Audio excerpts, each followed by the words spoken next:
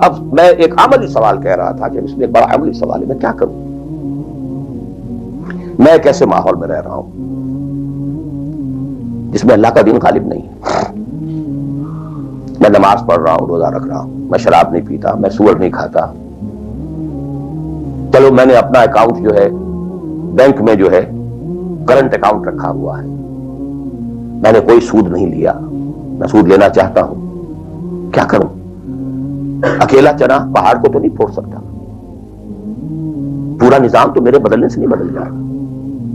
تو میں تو رہا پھر 40%، 50%، 60%، 70% کافر کا کافر. تو واسطے وے آؤٹ، واسطے مخرج. بڑی پیاری حدیث ہے وہ جس میں یہ الفاظ آتے ہیں.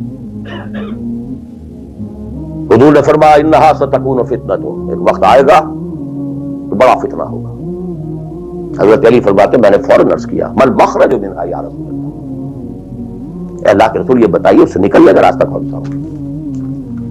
یہ نہیں پوچھا کیا فتنہ ہوگا، کیوں ہوگا، کب ہوگا، کیسے ہوگا، کدھر سے آئے گا، کچھ نہیں، نکلنے کا راستہ بتائیے. بلکہ ایک اور روایت اس حدیث کی اس سے بھی زیادہ پیاری ہے کہ اصل میں حضرت جبرائیل نے کہا حضور سے یا محمد امتک بعدک، اے محمد صلی اللہ علیہ وسلم کبھی سوچا ہے تمہارے بعد تمہاری امت کا کیا بنے گا؟ تو حضور پلٹ کر سوال کرتے ہیں مل مخرج منہا یا جبرائیل، تو بہت بڑا پرابلم تم نے اے جبرائیل میرے سامنے رکھا ہے، تو اب آپ ہی بتائیں اس سے نکلنے کا راستہ کیا ہوگا. قال کتاب اللہ، وہ پوری حدیث پھر وہی ہے. کتاب اللہ فیہ خبر ما قبلکم ونبأ ما بعدکم وحکم ما بینکم وہو ذکر الحکیم وہو صراط المستقیم وہو حبل اللہ المتین. اس کا مخرج کیا ہے؟ یہ ہے اصل میں میرے اور اگر تو یہ بات سمجھ میں آ گئی، اس کے لیے تصور سمجھ لیجئے ہمارے دین میں کفارے کا ایک تصور ہے. آپ نے روزہ توڑ دیا، وہ تو ٹوٹ گیا، کیا کروں؟ جڑ تو نہیں سکتا. کب اشکوں سے جڑ سکتا ہے؟ جو ٹوٹ گیا سو ٹوٹ گیا. موتی ہو کہ شیشہ جام کے مل، جو ٹوٹ گیا سو ٹوٹ گیا. تم ناحق ٹکڑے چن چن کر دامن میں چھپائے بیٹھے ہو، شیشوں کا مسیحا کوئی نہیں، کیا آس لگائے بیٹھے. وہ تو ٹوٹ گیا، لیکن اس کا کفارہ دے دیا گیا. کفارہ ہے. قسم کھائی تھی، یہ نہیں ہے کہ اب توڑ نہیں سکتے، غلط کھا بیٹھے، توڑو کفارہ. آج میں اس لفظ کفارہ کے حوالے سے آپ کے سامنے وہ بات رکھ رہا ہوں.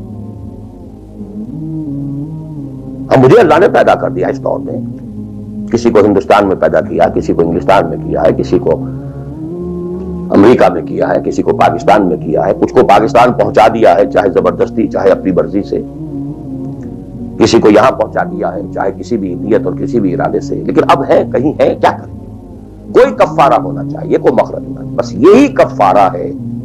پھر نوٹ کر لیجئے اس ماحول سے سوائے سبسسٹنس لیول کے اور کچھ حاصل مت کرو،